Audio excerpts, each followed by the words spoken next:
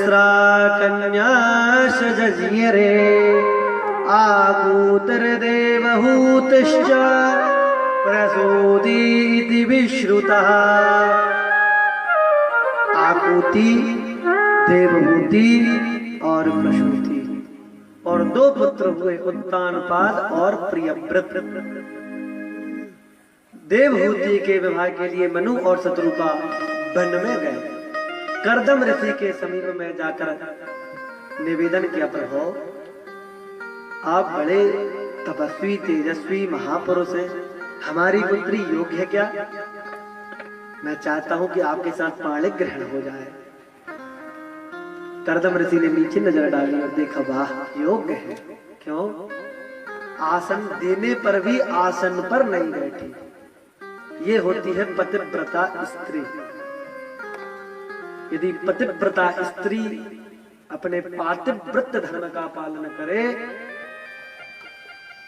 तो उसका कोई कुपुरुष स्पर्श भी नहीं कर सकता है।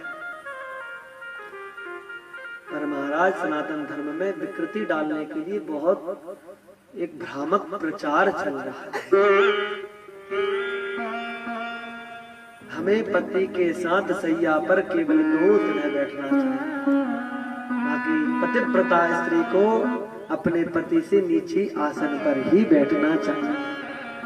पर महाराज आज उल्टा हो गया है। पति तो पीछे पीछे डोल रहे हैं और श्रीमती जी आगे आगे चल रही है। बोल राधे राधे। यदि श्रीमती जी की इच्छा हो गई कि आज बाहर खाना है तो पति की भली कितना इच्छा हो कि आज घर की रोटी खा लें, अगर पति राम ही करेंगे। अब वो तो वैसे मेरी 1 महीने से इच्छा थी, पर तूने कह दिया तो चल साथ में चलते। वैसे मेरी 1 महीने से इच्छा थी। महाराज परिवर्तन बहुत बदल गया है। कर्दम ऋषि समझ गए सुपात्र है। तब कर्दम ऋषि ने कहा, सुनो मैं विवाह तो कर लूंगा, पर मेरे घर में जब 1 पुत्र हो जाएगा तो मैं छोड़कर चला जाऊंगा। शत्रुपा ने कहा, महाराज में स्वीकार है, आप जैसे पति यदि हमें मिल जाए तो बिल्कुल स्वीकार है। विवाह हो गया। पाणी ग्रहण संस्कार करके मनु और शत्रुपा चले गए। जैसे ही गए कर्दम ऋषि की समाधि लग गई। हजारों वर्षों तक समाधि नहीं खुली, हजारों वर्ष बीत गए। एक दिन क्या हुआ, बहुत तेज आंधी चली, उनकी समाधि खुली। एक वृद्धा के ऊपर नजर पड़ी। उन्होंने पूछा, बेटी ओ हम तुम कौन हो? उसने प्रेम पूर्वक कहा, प्रभु हम आपकी भार्या है। हमारा हजारों वर्ष पूर्व विवाह हुआ था और विवाह के बाद आप तपस्या में बैठ गए, फिर मैं आपकी सेवा करती रही, पर आपकी ध्यान समाधि नहीं खुली। प्रसन्न हो गए।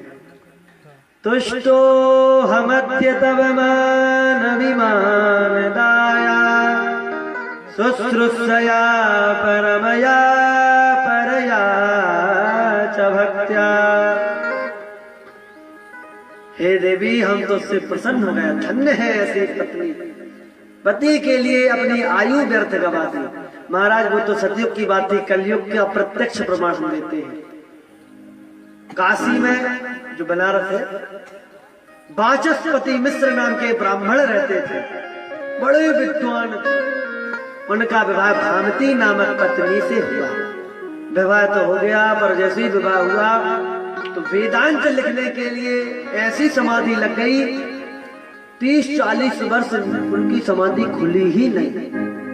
लिखते ही रहे, दिन रात लिखते रहे। योग का तप था। तो आपने देखा होगा आज भी ऐसे ऐसे मंदिर है, प्राचीन मंदिर है, उनमें लालटेन होती है, नीचे से बत्ती डाली जाती है। तो रात्रि के समय वह बत्ती बुझ गई और भामती नीचे से बत्ती डाल ही रही थी। इतने में नजर पड़ी। वाचस्पति मिश्र ने प्रश्न किया, कौन हो देवी तुम? कहा, प्रभु कई वर्षों पहले आपसे विवाह हुआ था और आपने ऐसी समाधि लगा ली कि आप ऐसे ग्रंथ लिखने में चले गए, आपने कोई कार्य ही नहीं किया शरीर से। जब बार बार बहुत ध्यान दिलाया, तब वाचस्पति मिश्र को याद आ गया, ओहो तो हमारी पत्नी हो। कहा देवी तुम चिंता मत करना, जो तुमने तपस्या की है वह सिद्ध हो जाएगी, अरे लोक विख्यात हो जाएगी। जो मैं ग्रंथ लिख रहा हूँ वो तेरे नाम से अटल हो जाएगा। आज उस टीका का नाम भामती टीका पड़ा। शास्त्रार्थ करने वाले व्यक्ति को भामती टीका पढ़ना ही पड़ता है। आज ऐसी भी पत्नियां हमारे कलयुग में हैं,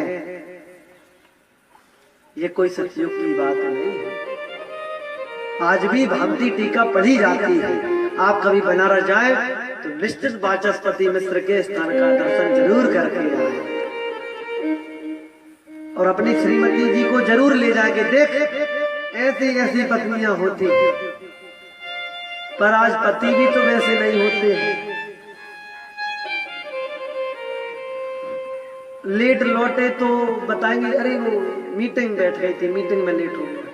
अब भले दूसरी मीटिंग चल रही थी, बोल भक्तवत्सल भगवान की।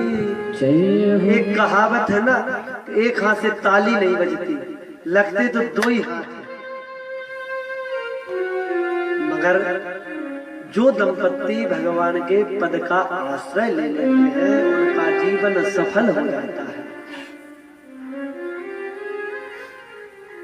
हर दंपत्ति को चाहिए कि सायंकाल में कोई ना कोई ग्रंथ का अध्ययन जरूर करे। पति पढ़े पत्नी सुने। आपकी संतान और आपका जीवन इतना आनंदमय हो जाएगा कि आप दुख को ढूंढोगे कि दुख कहीं मिल जाए, दुख नहीं मिल रहा है, दुख को खोजना पड़ेगा। यदि आपने भगवान के चरणों का आश्रय ले लिया, क्यों? जो आनंद सिंधु सुख